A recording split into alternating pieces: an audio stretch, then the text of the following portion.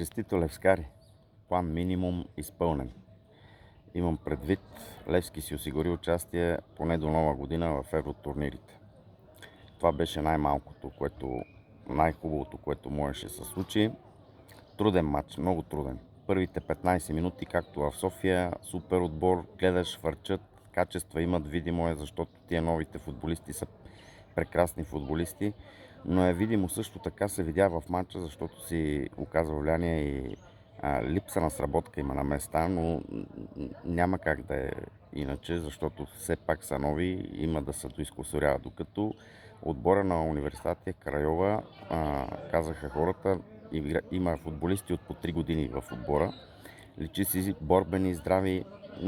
Лично на мене този начин на футбол не ми харесва, но той е ползотворен. Високи, здрави, снажни, борба до последно. След 15-та минута те надиграваха, взеха терена и не даваха въздух на Левски. Радващото е, защото до 15-та минута резултата беше 2-0 и след това вече беше тактическа игра.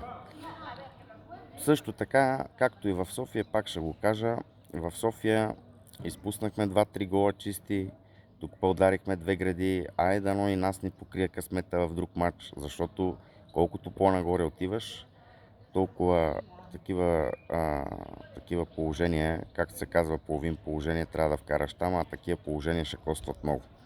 Но най-радващото е, че Левски продължи, отстрани сериозен съперник, също финансовата част е добра, така че успех на Левски в следващия кръг.